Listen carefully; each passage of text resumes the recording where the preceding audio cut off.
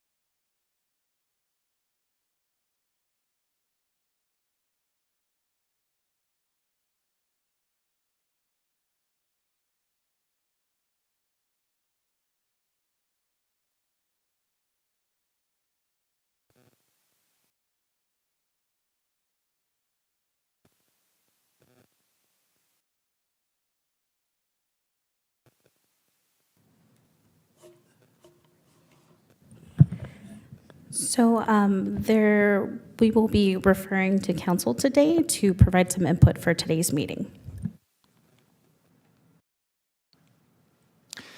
Good morning, Mr. Press. Go ahead. Why don't you make your announcement on what's the procedure today? Because today, I believe we do not have supervisor Sumitian to chair the committee, and based on that, we do not have a quorum. So therefore, we are not going to do a call to order or the call roll. But in the meantime, I believe we still can conduct a meeting to receive public comments and receive report, but no votes can be taken. Am I correct? With a slight sort of edit there, Sure, I would please. say this is not a meeting, but we can still be here and receive reports and receive public comment, but it's technically not a meeting. No minutes will be taken, and as you've noted, given the lack of quorum, no decisions can be made. Can be made, right. Okay, very good. Okay, so if that's the case, why don't we just go ahead and take public comments at this time. this item, of course, is talking about having public would like to speak. And do we have any public would like to speak at the here Yes. or on online? We do have one virtual speaker. Sure. Why don't we set it for 2 minutes, please? Great. Blair Beekman, you will have 2 minutes to speak. The timer will begin once you begin speaking. Hi, Blair Beekman. Happy meeting to everyone, or what can be a meeting. A good luck, my usual talking points and how to really work on how to offer a few sentences or words in the future of the closed meeting session process for public agendas. And a good luck how possibly to, work on Zoom meetings so they can all be, have Zoom meetings for our public meetings. Considering reopening the emergency status for the public meeting process. Hopefully, maybe if that's a way to think about the issue. Thank you. To conclude, with my remaining time, I hope I have about 1 minute, 10 seconds left. I'm very much unhappy and very worried in that what the long-term impacts may be of Putin invading Ukraine and the intense long-term grudges that may continue long after the war, the end of war, with Putin's Russia invading the Ukraine area. But to also note, Russia simply has a long history in the region. And for the past 100 plus years now, Russia has continuing needs to have access to a seaport in the southern Black Sea area. So Russia simply has realistic concerns of national security for the future of the area. We need to learn to respect that Russia is not so much an imperialist boogeyman. And again, this country needs to learn how to back down from its approach to not accept any sort of compromise for the future of the Ukraine area. The U.S. simply has a lot to answer for the day of 9/11 still, and is following very questionable 20-year war on terrorism that has followed. The U.S. needs to better consider how to prepare for the continued important work in the concepts of a multilateral world, and where dialogue and negotiation can be the ways to solve our problems and issues. This is also how to talk about how Putin has also failed. Thank you, and that concludes public comment. Thank you. Let's see, just go back to Mr. Press again. Initially on the agenda, we have an issue regarding receiving reports from the county executive and the county Office of Education relating to some federal actions regarding preschools and state action about transitional kindergarten. Is this something that we could still discuss, just not to take a vote? We can hear, you can Yes. answer questions, but Right. we just can't take any action. Right, okay, good. So let me check to see in case there's anybody from the county exec's office who would like to speak on this today or no? Yes, good morning, Vice Chairperson Lee. This is Danielle Christian, and I apologize for being on Zoom, but I'm in Sacramento at the CSAC conference, but I still wanted to be a part of today's meeting. So Hi, I Danielle. will do a, good morning, how are you? Good morning, good. Very quiet here today. It sounds as if it is. Yes. So today's report is a follow-up to a task force meeting of a few months ago, during which you, Supervisor Lee, Vice Chairperson Lee, had asked some questions about the universal preschool child care provisions that had been in the Build Back Better Act. And you might recall that that was a measure to fulfill the aspects of President Biden's Build Back Better plan. Among other items, the act proposed a federal partnership with states to offer high-quality, free, inclusive, and mixed delivery preschool services to all 3- and 4-year-old children on a voluntary basis. This federal investment would have offered an additional 2 years of school, which would provide parents with some flexibility and help children grow, develop, and boost their early learning. The act also included some investments in childcare. The House passed the Build Back Better Act in November of 2021. However, the Senate was unable to agree to terms of a bill and did not hold a vote on it. In the summer of 2022, Congress passed the Inflation Reduction Act, which contained some of the provisions of the Build Back Better Act, but not those related to universal preschool or childcare. So today, I'm really pleased to introduce Amanda Dickey. She's the Executive Director of Government Relations for the Santa Clara County Office of Education.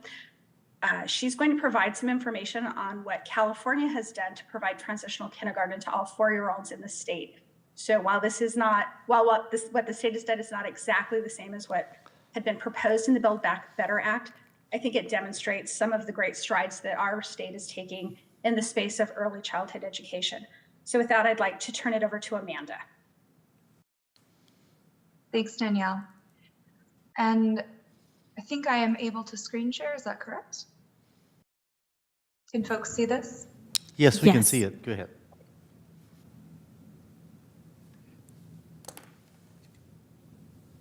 Okay, so as Danielle mentioned, while unfortunate that that Congress was not able to pass legislation and budget investments in early learning and childcare as was proposed by the president, the state has taken substantial steps to kind of fill that gap by the various different investments that they have made. And a couple years ago, the governor put out an early learning master plan in which he really articulated his vision for, and really the state's, I think, shared vision for universal pre-K for all 3 and 4-year-olds, which will be accomplished through, according to this vision, utilization and expansion of the existing mixed delivery system. What do I mean by that? Well, the existing mixed delivery system includes all the programs under this umbrella. These include programs that are funded through both state and federal sources. So for instance, you see Head Start here. Head Start is an exclusively federally funded program versus some of the other programs that are listed here, like TK, which is exclusively funded at the state level, versus other programs like Title 22 and General Child Care, which are funded through both federal and state funding sources. So there's lots of programs under this umbrella that the state is calling UPK, or Universal Pre-Kindergarten. So to give you a general idea of some of the big investments that the state has made, the state has created some new programs, including a program called the Expanded Learning Opportunities Program, which provides free after-school learning and childcare programs for all low-income and foster youth enrolled in kindergarten through 6th grade.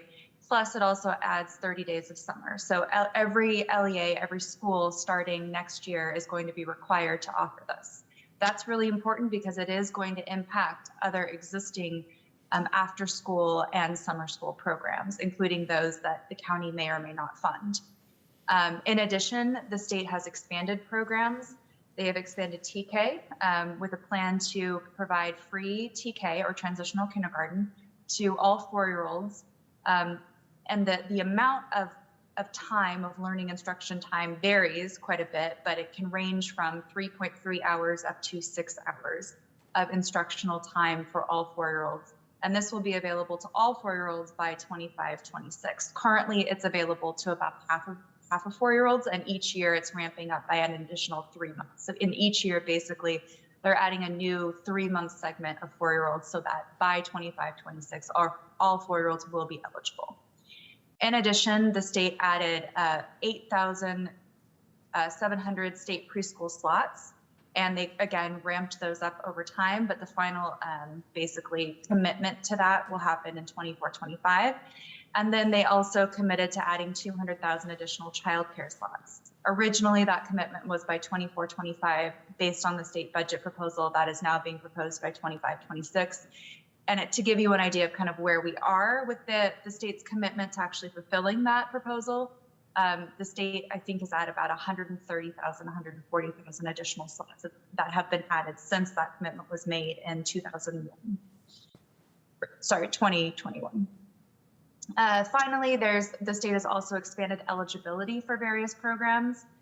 Specifically, the state preschool program has been significantly expanded when it comes to eligibility from what used to be 85% of the state median income, or SMI, up to 100%. And then childcare eligibility has also been increased. That was originally 75% of the state median income. Now it's 85%. And then finally, in last year's budget, the state added a new categorical eligibility category for individuals or students, children with disabilities. So what does this mean for Santa Clara? Well, for Santa Clara specifically, ELOP is pretty impactful, right? Because it's a free new summer school and after school program for all low-income Santa Clara families. And with each of these programs, there's kind of different definitions of low income, but for this particular program, the definition of low income is $55,500 for a family of 4. And it could add as many as 40,000 additional kids in Santa Clara County who are now eligible for this program. Whether they choose to take up the program is a completely different question. Right now, we're seeing enrollment rates at being relatively low, I think because there are a number of other options for families that maybe meet their needs better, and also because the program is new and has not been fully implemented. In addition, with TK expansion, this is really substantial, I would say, in a county like ours, which is very high cost and in which many families have historically not qualified for state subsidies because they make too much money. They're over that income threshold. So for TK is really substantial, right? And you know, we have, of course, Supervisor Simidian as one of the original authors of that bill. So we have him to thank for this, but it really is a pretty important program for Santa Clara County because there is no income threshold. It is one of the only programs where every family qualifies regardless of how much money they make. And currently we're estimating that by the time TK expansion is fully implemented, then an additional 15,000 kids in Santa Clara County will have access to 3.3 to 6 hours of early learning completely for free to all families. So it's pretty big deal. And then we have state preschool expansion, as I mentioned before. So the total amount of additional slots being added is about 8,000, and in Santa Clara we estimate that'll amount to about 300 to 350 new slots in preschool. And then for childcare, we're estimating about 8,000 new slots. And we have many conversations with the alternative payment program providers in our county. And they have definitely seen a massive increase in the amount of funding that's available and the amount of vouchers that they are able to send out. In fact, they have received additional funding from the state because their workload has almost doubled because of the additional vouchers and funding available. And then finally, again, when it comes to the expanded eligibility category, that's really significant in a place like Santa Clara too, because it's increased eligibility from $112,000 for a family of four up to $148,000 for a family of four. So it's much closer to what our median income is in Santa Clara County versus, you know, what it was before, which was closer to $85,000 for a family of four. So many more families in Santa Clara are going to qualify or do now qualify for the state preschool program. And again, similarly with childcare, many more families qualify. And then finally, with categorical eligibility being added as a new kind of standalone eligibility category, we will have much more opportunity for our children with disabilities to access free care, again, regardless of what the family income is. So for a lot of programs, that has been a serious barrier in Santa Clara County. Now that barrier is being eliminated because kids are categorically eligible whether or not their parent is over the state income threshold. So in addition, there's also been some efforts to kind of address some of the other issues, many of which we do see materialize in substantial ways in Santa Clara County, including reimbursement rates. In 2021, we saw January 1 of 2022, for the first time, we saw really substantial increases in reimbursement rates for the state preschool program, as well as for the general childcare program. That's because the state implemented something called rate alignment, where they aligned a regional market rate that has been used in the childcare sector for a long time with what's called the SRR. I won't explain it or go into detail, just know that the SRR was based on a statewide rate. And basically the state, by aligning the two rates, has acknowledged there are significant regional differences in the cost of care. And it's had a huge impact in those highest cost counties, including Santa Clara, where, like I said, we saw about a 30% increase in the reimbursement rates, which again is going to allow us to pay teachers more. It's going to allow us to do more recruitment. But nevertheless, as I'll talk about in just a minute, we are still seeing significant lack of staffing and lack of facilities. Again, there's also significant adjustment. There have been changes to the various different rates around significant adjustments for children with disabilities. So providers of childcare are getting more money for serving children with disabilities and more money for serving younger children, all because of these big state investments that have been made. In addition, to try to support, because all of this is great to dump more money into the system to say there's more money for slots, but we can't actually provide services to kids unless we also have the facilities and the staff, right? Because otherwise we don't have facilities and we don't have staff, so we don't have places to put kids. We have the money, but nowhere to actually serve kids.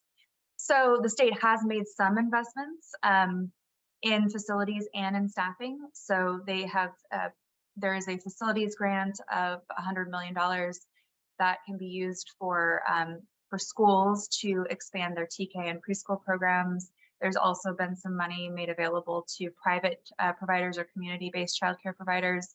However, the limitation there is that the state has received 3 to 4 times more applications for funding than funding is available, and that's just for the first round. If you count the second round too, assuming that there's no duplication, the state actually probably received like 10 times more applications for funding than was available. So there's a significant amount of need. And unfortunately, the state had planned to add another $550 million to facilities grants this year, but has had to pull back that commitment because of where the state budget currently stands.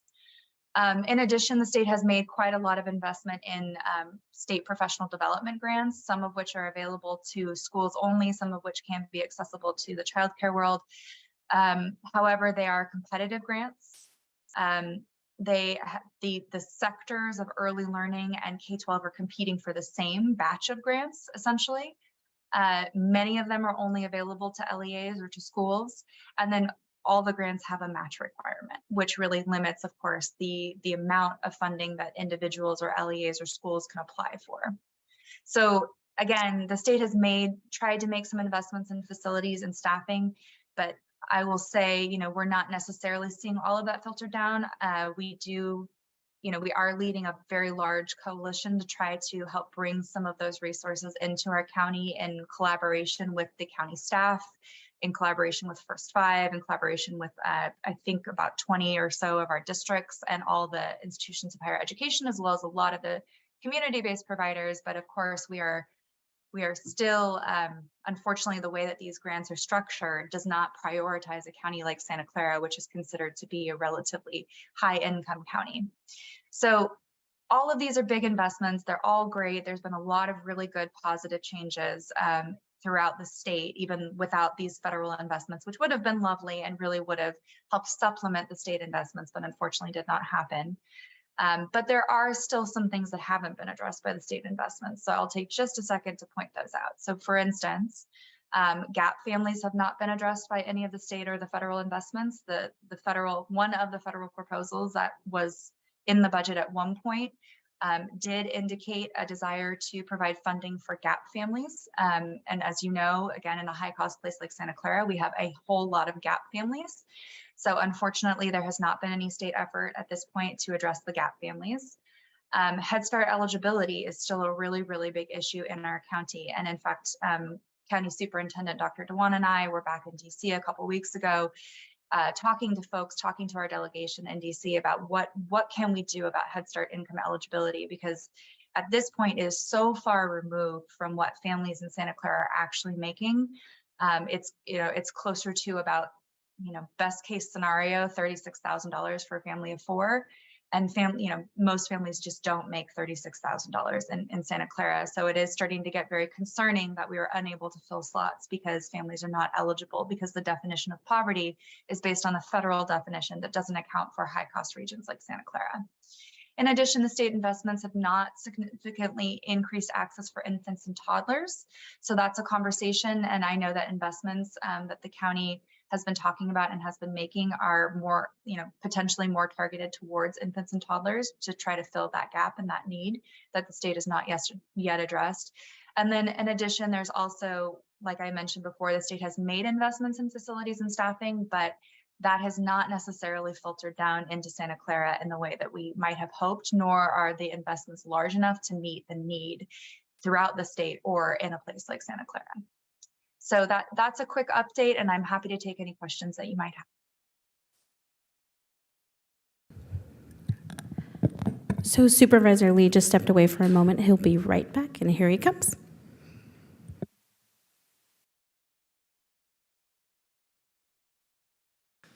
Thank you for the report, and I think it's really mostly a good news item that the state is taking over what the Build Back Better has suggested, having those 2 years of TK, or Transitional Kindergarten Universal Preschool, that was initially suggested but never end up in the final legislation that was passed in IRA. Now, the state clearly is trying to meet some of these goals, but clearly there's also a lot of gaps, partly because of funding, right? The budget situation has changed so significantly from last year to this year. For example, I mean, some of the gaps that you mentioned in the last slide, for example, is very real. The facilities grants are a great idea, but we're not going to qualify. Our county is just too high in income. And also with the infants and toddlers, certainly something that really not contemplated yet, but the need, of course, is still very much there. So it's clearly something that is promising, but I think there's still a lot of gaps that we need to figure out, in addition to the fact that, where you're going to put them. Where's the facilities, and of course of staffing as well. So it's good that we're heading that direction, but there's still clearly a lot of work that needs to happen from my understanding from your presentation here. And I do have a few other questions as well. In reality, how close do you think we really are in terms of getting that at least 1, if not 2 years of that universal pre-K into our county? So for 4-year-olds, I think we're really close. Even before the full expansion of TK, enrollment for 4-year-olds was, we were serving in some way, shape, or form about 80% or so of 4-year-olds in our county. With TK expansion, I think we could potentially get to 100%. 3-year-olds is a different story, right? The statewide number is that statewide, with all the state subsidized programs, only 13% of 3-year-olds are being served by subsidized programs. With the increases around eligibility, we can definitely get a lot higher there. With the fact that TK has now been adding a lot of slots and will be able to serve many of the 4-year-olds, we'll be able to get closer. But I do think that to get to full service or 100% of enrollment for 3-year-olds, or for at least all families who want to enroll their 3-year-old in a child care or early learning program, it is going to take some additional investments. Okay, so if that's the case, what do you think this Board of Supervisors in our county can do to help expedite this process? So we have been very pleased and very happy in the collaboration that we've had with your county staff and with Sarah. We would like to continue that. We do think that there are, so one of the things that we are working on with your county staff is this implementation of basically what we're calling a workforce pipeline to kind of help build out the capacity. I think capacity building is one of the key things that we need assistance with, because like I mentioned, 8,000 new slots in Santa Clara is wonderful, but if we don't have a place to put them and if we don't have staff to serve them, that's a really primary barrier there. In addition, I do think continued conversations about how we might be able to serve those GAP families that are above income, because unfortunately, currently, there are no programs, unlike TK, there are no programs for 3-year-olds that are free to all families regardless of their income. You mentioned that we are working on the staffing and facilities issues to deal with capacity. What are the other roadblocks that you see that we need to address as well that has not been dealt with? I would say definitely, the GAP family issue continues to be a problem in our county, of course, given the fact that we don't have assistance for anyone above the income level. And given that my understanding is that the median income in our county is about $160,000 for a family of 4, there's still a lot of families that if they have 2, even sometimes 1 or 2 children, it can be extremely hard to actually afford childcare or early learning. So investments in GAP families, looking at ways that we can try to ensure that GAP families are not paying more than 7% of their income towards childcare or early learning programs, I think could be a project that we might be able to work on together, so that we can make the programs more affordable. Okay. I don't have any further questions. Do we have any public speaker who would like to speak on this item today? We do not have public comment. All right. And if that's the case, there's no action needed on this report. And I'll go ahead and move along to our next issue we would like to talk about in item 5 on the original agenda regarding the report from the Department of Planning and Development relating to use of a United States Census Bureau methodology of applying urban designations to rural communities in rural Santa Clara County for projects qualifying for residential development under Senate Bill 9. Good afternoon, Supervisor Lee. Oh, Lisa good morning McCall- still. Morning. It feels like afternoon, I know what you mean. Yes. Lisa McKyle, Deputy Director with the Department of Planning and Development. We do have a presentation today for you, and before we start, and Mr. Kane, Associate Planner Mr. Kane will deliver that presentation. We just will remind this body that we will also be going to the next Hewlett meeting, on which Supervisor Simidian is also, I don't think he's chairing that committee, but he's on it. So with that, I'll go ahead and hand this presentation over to Mr. Kane. Give us a minute just to bring up the PowerPoint.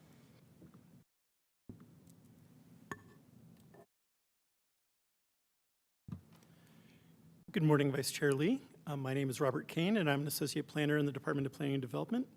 The presentation is to provide information concerning the department's engagement with federal and state officials regarding urban and rural designations, specifically as they relate to Senate Bill 9. Following direction from the board given during the approval process for the local implementing ordinances related to Senate Bill 9, the department reached out to the United States Census Bureau, the Governor's Office of Planning and Research, and the California Department of Housing and Community Development to discuss the urban designations applied by the U.S. Census Bureau to areas of the county that we classify as rural, including specifically discussing the rural unincorporated community of San Martin. The department met with the Geography Division of the U.S. Census Bureau on February 13th. We discussed how the U.S. Census Bureau makes their urban determinations and how the criteria was recently updated for the 2020 census cycle. Changes to the criteria, combined with the updated data from that census, resulted in some areas being reclassified. But most areas in our county that were urban after the 2010 census are still designated that way after the 2020 census. This includes most of San Martin. The U.S. Census Bureau further informed the department that changes to the current criteria are not possible and there is no appeal process. The county could propose changes to the criteria for future cycles. However, these criteria must be nationwide and could have unintended consequences, as many federal agencies use the urban designation as part of their funding criteria. The department also met with the Governor's Office of Planning and Research, or OPR, on April 10th. OPR was not able to provide specific guidance, but was interested in hearing the issues the county faced due to the urban designations, and indicated that they were willing to consider these issues in future updates of their general plan guidelines. The California Department of Housing and Community Development, or HCD, responded via email that they could not provide technical assistance beyond their published fact sheet. Because Senate Bill 9 was enacted by the state legislature, any relief on this issue would likely have to come from them. The board raised concerns over how the urban designations will impact the South County and Coyote Valley. There are a number of plans and policies which are designed to protect natural environment, preserve farmland, and maintain clean and plentiful drinking water that are already in place. However, the department recommends the county continue to strengthen these protections and engage with the current efforts to amend Senate Bill 9 to keep and strengthen the provisions in that law which offer such protections. In addition to presenting at the Federal Affairs Advocacy Task Force, as mentioned, the department will provide a similar report to Hewlett, including any feedback that you have for us today. We will also be presenting at SIMPAC in May. That concludes my report, and we are available for any questions you might have. And through Vice Yes, go ahead. Chair Huh? Lee, Yes. Just to reiterate that staff does believe that the Board of Supervisors should consider sponsoring and supporting state legislation that would modify SB 9 eligibility requirements to expressly require projects that have access to public services like water and sewer. So that's the main issue that we're facing in the areas that are in the rural territory, namely San Martin. We're having these conversations with these agencies, but they're not the lawmakers. So any support that the board can provide to the efforts of amending SB 9 would be greatly welcomed, and we're happy to support. There is a current Senate Bill 450 that is slated to be considered, and we are currently in the process of responding on behalf of the county to that legislation, where we will be requesting that the state consider amendments to SB 9 to particularly restrict the abilities if services such as water and sewer are not able to be provided. Thank you. Thank you. So, so right now, this issue regarding having the designation of San Martin being potentially changed, that's out of the question according to Census Bureau, am I correct? So the Census Bureau is who makes that designation. It can't be changed currently. It could be changed in the future if we were to propose different criteria. And it would have to be evaluated as to whether or not that new criteria is fair and applicable across the nation before they would accept proposing it, and then it would have to go through a public review process and through any other change that, all the processes that the administration requires for changes to their regulations. And I may just supplement, the U.S. Census Bureau is looking at the nation in its totality, and it would be my opinion that it would be unlikely that with regard to an area like San Martin for changes at a nationwide level to be made at a Census Bureau level.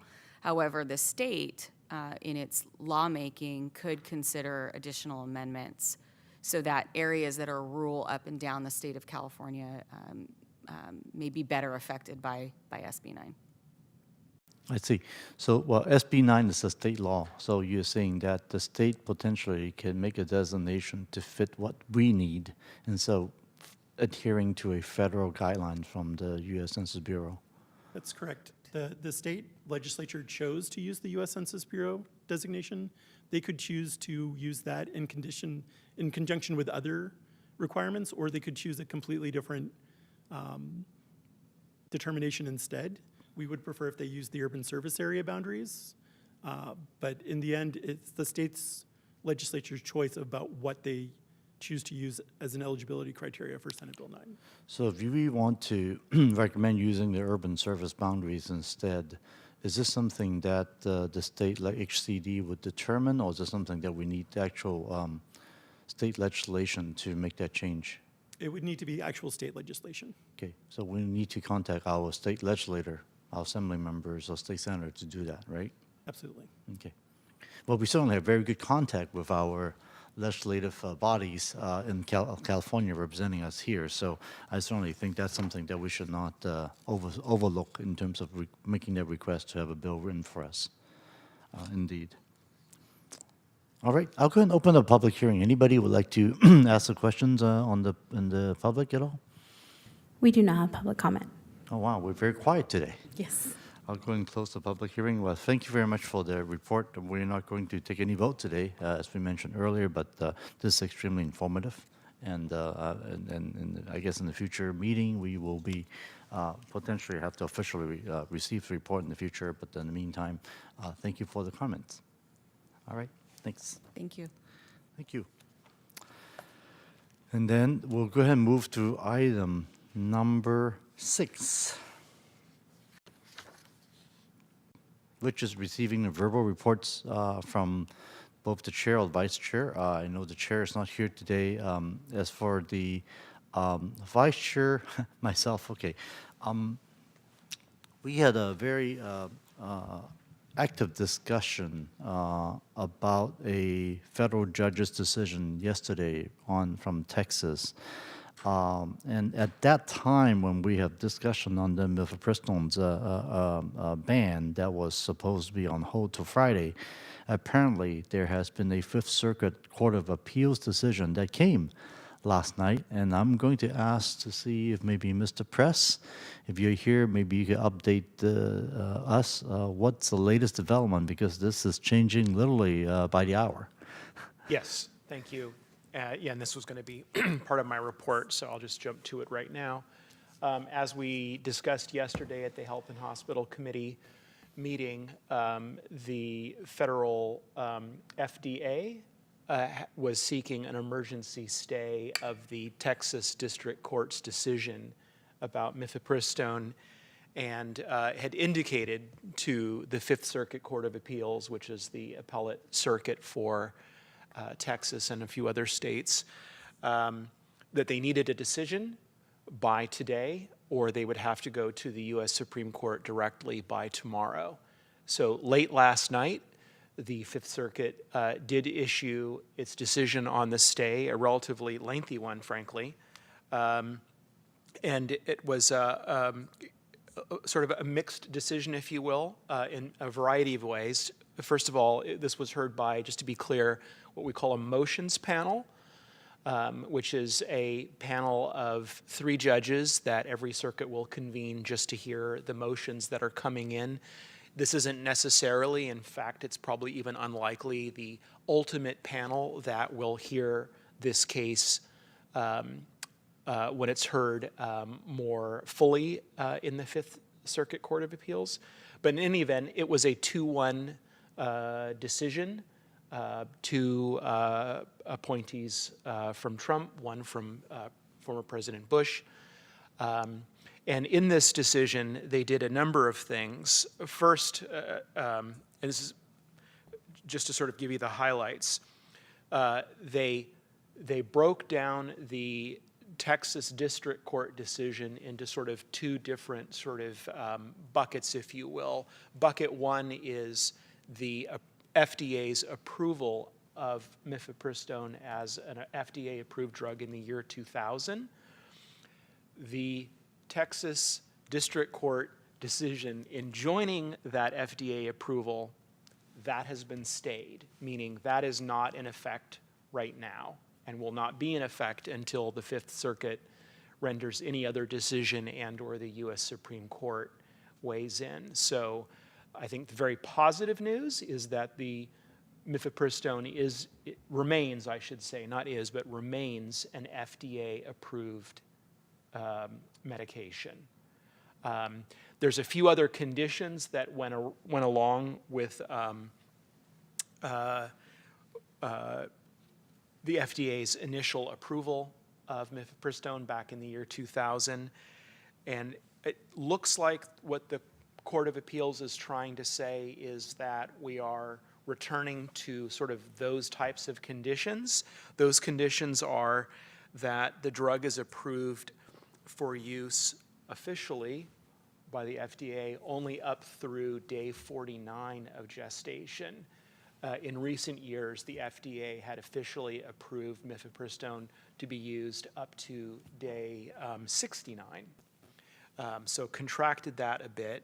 Also, the initial approval required 3 in-person visits to do the whole course of treatment. That was then changed to only 1 in-person visit at a clinic.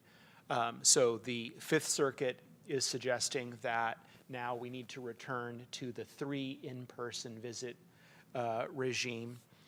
The third is that the initial approval required that supervision and administration by a physician. And later years, the FDA had allowed others to prescribe and administer, so it looks like, again, we're going back to more of a physician-centered model on that. And then the fourth is just about requiring. The FDA had loosened up some requirements about reporting adverse events, and the Fifth Circuit is saying, no, we're returning to the earlier requirement that all adverse events about the use of mifepristone have to be reported to the FDA. The later approvals of the FDA that, again, loosened up all of these earlier restrictions, those are all still enjoined at this point.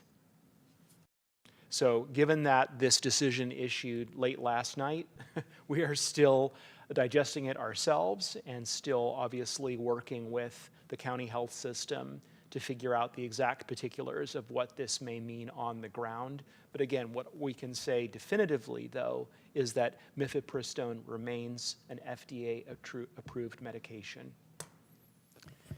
Thank you, Mr. Press. That's certainly a lot of very particular issue that's being described. As much as it's not quote-unquote outlawed, which is what the first judges tried to do, the other issues that you mentioned, meaning that the time period being lowered from 69 to 49 days, the 3 in-person visits, supervision by a doctor, are these applicable nationwide? Yes, so that's something just to reiterate for folks who may not have heard yesterday's discussion, there is another decision from the Washington State Federal District Court that for the 17 states and the District of Columbia that are plaintiffs to that action, they are, at least as of yesterday, were not subject to any sort of nationwide ban or change on mifepristone. Quite frankly, it is still not clear what the interplay is between this Fifth Circuit appellate decision and a district court decision that resides in the Ninth Circuit, which is where we are. And as I think I mentioned yesterday, the litigants to that Washington State case have literally asked the court formally by way of a motion to clarify to say, you let us know what we do because it looks like we might have to violate one order or another depending on what state you're in. California, unfortunately, though, was not a party to that Washington case, and therefore we are covered by the Fifth Circuit decision at this point. So as much as mifepristone is still available to be prescribed, Correct. those limitations supervised by a medical doctor requiring 3 in-person visits, lowering the prescription time to only up to 49 days of stations, those were not held back. Those were not stayed. Those requirements are already active as of last night. Is that what the legal effect is? Well, that's what we're trying to frankly sort out in terms of this is what the FDA approved. Now, there are, once you have an FDA approved medication, how that FDA approved medication is ultimately used is a different issue. So again, we're still sorting that out. I'd rather not jump the gun and say something that some of our clinicians may not fully agree with yet. So we're still working on that right now. But the bottom line is mifepristone remains an FDA-approved medication. In terms of timing, would this go to the en banc of the Fifth Circuit, or do you think this one's just going to go straight to granting cert for the U.S. Supreme Court? Yeah, great question. So there's 2 things that are happening right now. One is that the order itself, it concludes with this appeal is expedited to the next available oral argument calendar. So I don't know, I looked online, there's no hearing date yet established for when this would be heard. Of the Fifth Circuit or the Supreme Court? Fifth Circuit, Still, so that's right. one strand. Right. So we'll have to find out if there's going to be, what exact date that will be, and whether there will be any further or supplemental briefing that will be sought or requested by what we call the merits panel that will hear ultimately the matter at that next oral argument. At the same time, And who's on the merits panel? I'm sorry, is it the same 3 judges we again? don't know. or the No, whole- it's rarely the same judges that are on the motions panel. That's just a panel that's convened and changed usually once a month, just a random assignment. And typically one does not know who is actually on your merits panel until a few weeks before oral argument for new matters. And I guess it's premature for any party to try to go to your Supreme Court at this point because they have not exhausted the Fifth Well, Circuit so yet, or? that's the other strand. So I have also heard that the FDA, obviously not satisfied with the entirety of this decision, may be preparing to go to the U.S. Supreme Court anyway. Okay, That could happen imminently. lots of very active litigation, keeping lots of lawyers employed, I'm sure, and busy. Well, and a lot of people on the edge of their seat. As you can Yes. imagine, this is literally changing by the hour in terms Absolutely. of new legal developments. Right. Yeah. And well, thank you so much for the press for keeping us abreast of these literally hour by hour development. And we're looking forward to, of course, because the issue is clearly affecting the public health of all the women and girls, not just Texas, but the entire country by the minute in this sense. And these legal uncertainty and confusion certainly does not help. So I thank you for that good work, and please do keep us posted, even though we might not be meeting for another month or so for these meetings, but I certainly think that these issues will come up. So if any of the off-agenda type of a report you could provide us from time to time when these reasoning or opinions come out, certainly appreciate it. Will do. Yeah, and I know the news has been actually pretty good in covering a lot of this too. So that was the news that woke me up this morning when I was listening to the news. So a lot going on. Okay. Let's see. I do want to make another comment as to another news item that I read today regarding our United States Senator Feinstein, who is now currently resting due to her medical condition, and obviously want to wish her speedy recovery at home right now for something that a lot of us are not taking that much of attention to, which we really need to, which is shingles. Something that is preventable, and for those who are, I believe, over 50 years old, have been advised to get a shingle shot. And yours truly, I myself, need to do the same thing as well. And certainly advise folks that if you haven't gotten it yet, go ahead and try to get that preventive shot. This is very, very important, because once you contract the shingles, it's already too late to get the shots. So that's something that we certainly want to get the word out to the public as well to protect our public health. Let's see. I don't have any further report, but we do have a representative from our congressional office, from Congressman Ro Connor's office. So welcome. Thank you, Supervisor. Really appreciate it. I will note that I got my shingles shot a couple of weeks ago, so just following up on your good advice there.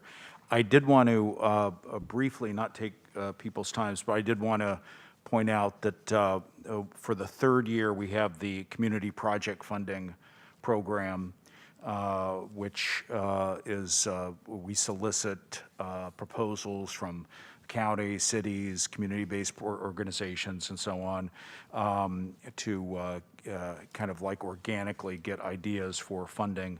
The only difference is that this year, because of last election, the Appropriations Committee, of course, is now controlled by Republican leadership. That heavily impacted the types of programs that we could accept. Health and education programs essentially were not allowed this year. The program that we did get funding for last year for the county, the AAPI Health Outreach Program, that would not have been funded this year if it had been proposed. So it just shows the practical impact on that. I can't actually disclose which programs were submitted to the Appropriations Committee until Monday when the disclosure happens, but I can say that the county's number one proposal was to provide emergency shelter and transitional housing and supportive services for homeless veterans, and that's a $3 million proposal. So hoping that that proceeds as planned. We'll keep you update, and it's always good working with the county. I should note that program, if it is proposed, is a Representative Khanna and Representative Lofgren proposing it together. So thank you. Thank you very much. That's a really, really great news to help our veterans, which is very much in line of what our county actually is doing as well. We've been negotiating, and I believe we will be looking at this issue possibly by early June regarding the potential transfer of ownership of a piece of property on 10 Kirk Avenue that you might be familiar with, which of course is our veterans' house that has been housing our unhoused homeless veterans for the past couple of decades. And I really do believe that this would potentially be a game changer in terms of the capacity of us housing our veterans, not only for transitional or interim housing, but having the capacity to potentially even build on it for even permanent housing for so many of our veterans. As we all know, close to 1/3 of our state's unhoused individuals are veterans.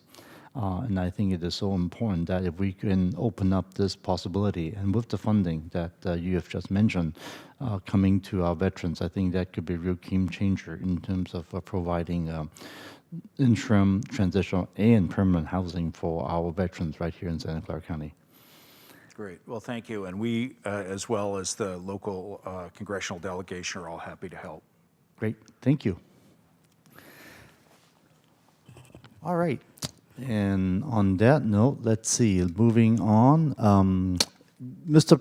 Press, do you have any other items to discuss today besides the FDA issue? No, Any- Texas and the 5th District have kept me pretty busy. That's kept you busy. Okay, good. All righty.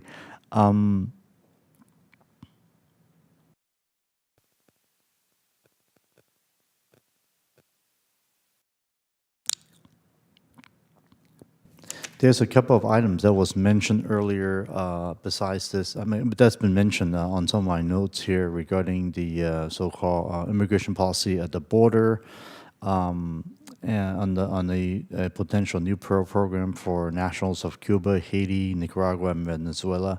I don't know if there's anything you would like to add on that one there, Mr. Press, or?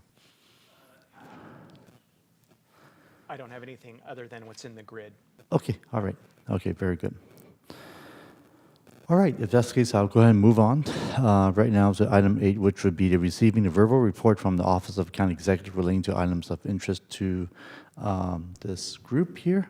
And I don't believe the county executive is logged on today. Do we? Vice Chairperson Lee, this is Danielle Christian, the legislative manager Yes. again. So I'm happy to kick this report off. Thank you very much. Thank you. We have a very brief report from Prime Policy Group, our federal lobbyist in Washington, D.C. We've got Akila Powell, who's going to provide a little bit of information about a recent NACO meeting and some efforts that NACO is undertaking in the umbrella of behavioral health, which I think will be of great interest to you. We also have Aaron Dorton, who's going to provide a little bit of information about the community project funding requests that the county did submit. I know that Mr. Pike spoke about one. We have one more that Representative Lofgren is forwarding forward. Sorry about that. So Aaron's going to chat a little bit about that, and then Rich Mead's going to talk just very high level about the appropriations process. So with that, I'm going to turn it over to the Prime Policy Group. Great, thank you. And when you say NACO, that is the abbreviation for the National Association of Counties, correct? You are correct. Thank you. Thank you for Thank you. highlighting that.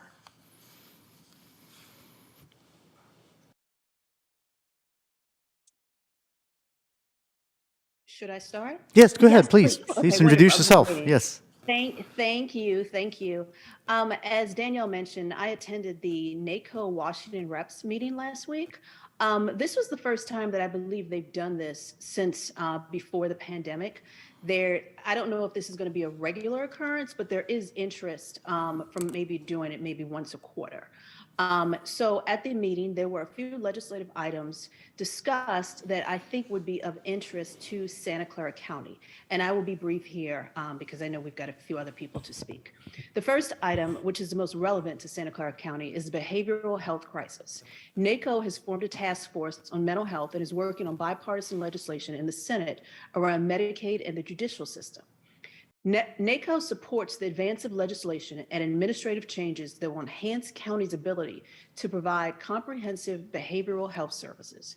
Counties support federal funding supplications for existing mental and behavioral health services through enhancements to programs like the Community Mental Health Services Block Grant and the Substance Abuse Prevention and Treatment Block Grant.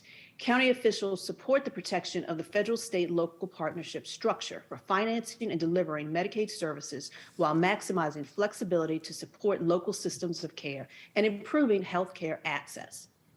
So, in order to educate federal policymakers on issues around Medicaid and the justice-involved individuals, NACO recently released a report entitled Medicaid Coverage in County Jails, Understanding Challenges and Opportunities for Improving Health Outcomes for Justice-Involved Individuals. And the reason they're focused on this is that crime is going up in a lot of cities and a lot of counties, and they're realizing that a lot of the people that are committing the crimes are individuals that have some level of mental health, and they're basically falling in between the cracks. NACO is supporting bipartisan and bicameral legislation sponsored by U.S. Senators Bill Cassidy of Louisiana, Jeff Merkley of Oregon, Tom Tillis of North Carolina, Ed Markey of Massachusetts, and in the House, sponsored by Congressman David Trone of Maryland. The legislation is introduced as the Due Process Continuity of Care Act, and it does not have a bill number as of today. This bicameral bill amends Medicaid inmate exclusion policy to ensure that pretrial detainees are not kicked off Medicaid prior to ever being found guilty of a crime. This denies federal benefits to individuals who are incarcerated and applies both to those that have been found guilty of a crime and those held pending adjudication who are still presumed innocent. NACO believes that Congress should pass legislation to ease or undo the federal Medicaid inmate exclusion and requires states to suspend instead of terminating Medicaid coverage for justice-involved individuals. Furthermore, Health and Human Services, HHS, should exercise their existing authority to provide state flexibility in the Medicaid program. Another bill I wanted to highlight for Santa Clara County that NACO believes will promote mental health and substance use treatment activities is sponsored by U.S. Senator Tammy Baldwin of Wisconsin and U.S. Senator Mike Braun of Indiana. They introduced bipartisan legislation that expands access to health care, including mental health services and substance use disorder treatment for Medicaid-eligible individuals 30 days before they're released from jail or prison. Current law does not allow any form of federal coverage for incarcerated individuals except under very limited circumstances. This creates a serious coverage gap when individuals are released and they have no access to health care or treatment. And in the House, Senator Brown in the House, the legislation was introduced by Congressman Tonko of New York, Congressman Rutherford of Florida, and of course, David Trone. That concludes my report. I am going to follow up with Danielle and get the bill number and the text once it's available. And from here, I will turn it over to Aaron. Thank you. Before you turn to Aaron, I just have a quick question. So you mentioned two legislation. One was the Due Process Continuity of Care Act, and that one is no bill number has been assigned, but is bicameral and also bipartisan, which is very exciting. The second one you mentioned about the 30 days before release, is that a ongoing bill or has that been passed? No. These were both introduced, I believe, last week or the week before. They're very new. So I don't have text for either one of them yet. And again, the goal of these two pieces of legislation is to get individuals while they're waiting their time before the courts, and also to get them when they first come out and they kind of don't have anywhere to go and they're falling in between the cracks. But I will definitely follow up with Danielle and continue to give her more information as we get it. Great, thank you. And actually, I forgot to ask you to introduce yourself. Oh, I'm sorry. I'm Aquila Powell with Prime Policy Group. Great, thank you very much, Ms. Powell. And then we'll go and turn to Erin, you said, right? Hi, I'm going to go ahead actually first and turn it over to our colleague Rich Mead, who will sort of set the stage a little bit more, and then I'll go into the community project funding. I think that makes it's a better lineup. Thank you. Sure.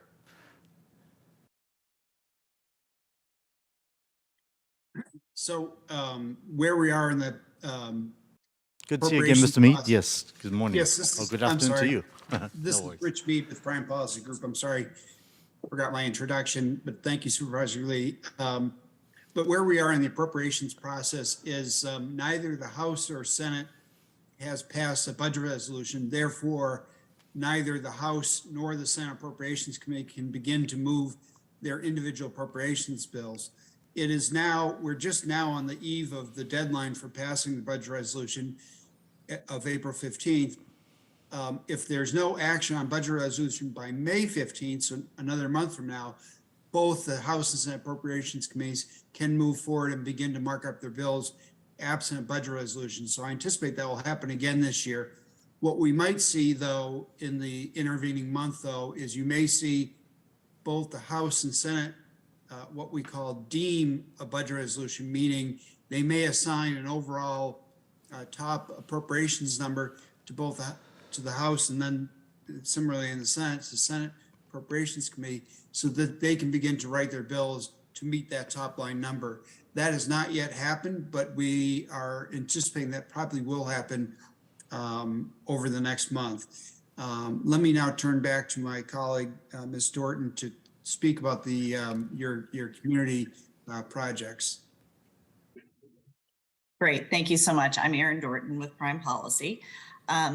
This morning, we thought it would be a good idea to update the task force on the parameters around the appropriations process, specifically the community project funding requests, which is what the House Representative calls them. The congressionally directed spending is what the Senate calls them, but for the purposes of this meeting, I'm going to refer them as community project funding, as the county typically directs most of its requests through the House delegation, as we previously heard from our colleague with Congressman Khanna. So members can submit requests for both federal programs and community project funding. For federal programs, members can request funding levels, report language, and bill language. For community project funding, members may request funding for a maximum of 15 specific projects in their communities across all of the appropriations bills, so long as those projects have a federal nexus, meaning they will only fund projects that are tied to a federal authorization law and meet other requirements established by federal law or, by federal law, House rules, and the Appropriations Committee, to ensure that only high quality projects are requested and then subsequently funded. Other requirements include there should be no conflicts of interest, whether familial or for the member or some type of financial benefit. There should be no for-profit beneficiaries. They must follow strict disclosure rules for audits, for transparency, and they must exemplify good stewardship and high-quality project rules surrounding taxpayer dollars, and they must demonstrate project merit and community support. And lastly, they should not be for things like funding memorials or museums or commemoratives. So with all of those guardrails, if you will, in mind, it's also noteworthy that not all of the appropriations subcommittees accepted community project funding requests this year. Those that did not, in both the Senate and the House, were the Defense Subcommittee, the Legislative Branch, and the State Foreign Operations and Related Agencies subcommittees. They did not accept any this year in both bodies, both the House and the Senate. Additionally, there are two more House subcommittees also not accepting requests. They are Financial Services and General Government, and then the Labor, Health and Human Services, Education and Related Agencies did not accept any community project funding requests this year.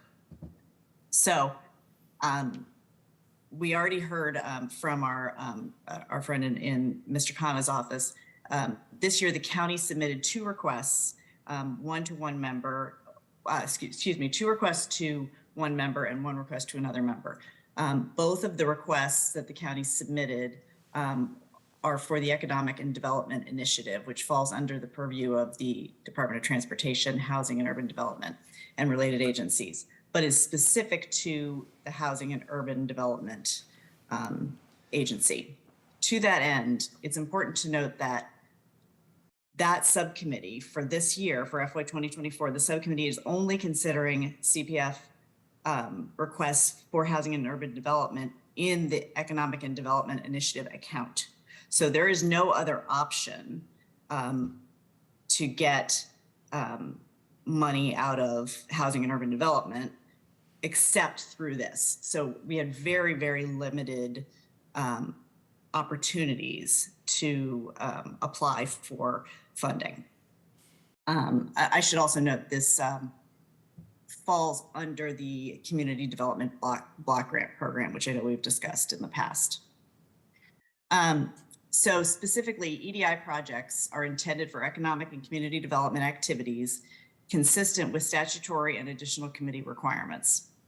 For FY24, project requests must be eligible under one or more of the criteria of the Community Development Block Grant Program, which I'm not going to go into, but they must be limited to land or site acquisition, demolition or rehabilitation, blight removal, and construction and capital improvements of public facilities, except for those used for general conduct of government. So when it comes to the county's projects that were requested this year, you'll understand it has to be they have to fit in a very specific box for a member to not only accept it, but then also to then propose it and keep it high on her or his list to propose it to the subcommittee and subsequently the full committee. The specific project then has to be proposed in such a way that includes a short name and a list of community partners and why it's needed, and the specific benefits and a dollar amount requested, plus the full dollar amount for the project. So all that's to say there's quite a bit of detail that goes into this so that to really specify a very specific need that is very connected and tied to your community, which I believe that's exactly what Supervisor Lee just said in referring to the veterans housing proposal. So the other project, which I'm not going to go into any detail because I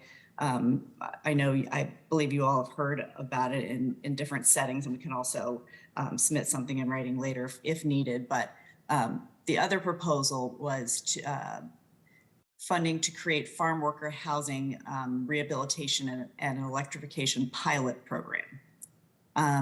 That program, essentially the agriculture industry in the county is obviously an important part of the local economy, and farm workers vital to the operation, but the farm workers are vital to the operation, but the industry is facing challenges in securing labor to work and harvest crops. And the scarcity of affordable and accessible quality housing for farm workers has had a tremendous negative impact on the group of people and contributes to the inability to secure workers and results in increased public health risks and health disparities for the population. This pilot program will help alleviate existing housing conditions for farm workers and result in suitable housing for them. So that's just a quick snapshot of what that program is. That was what the second request was. And that's just a quick summary of those. And I know that our friend Mr. Khanna's office already discussed the other one. So I thought that's all I have for today. But if there's anything I can answer, I'm happy to try to or to follow up in writing. Thank you, Erin. Is there anyone who'd like to speak from Prime today? Okay, so I think that's all we have from PBG. Thank you very much for the update. And let's see if there's anybody in public who would like to speak on this item. There's no public comment. Aha, okay. If that's the case, we'll go ahead and close that part. And at this point, I believe is bringing up to the end of our non-meeting. Our get-together, shall we say. I believe, based on our calendar, the actual next regularly scheduled meeting for this task force, the Federal Affairs Advocacy Task Force, is on June 8th at 2 p.m. on Thursday, right here at the Board of Supervisors Chambers. And until then, I'll just go ahead and adjourn. Thank you. Great, thanks, everyone.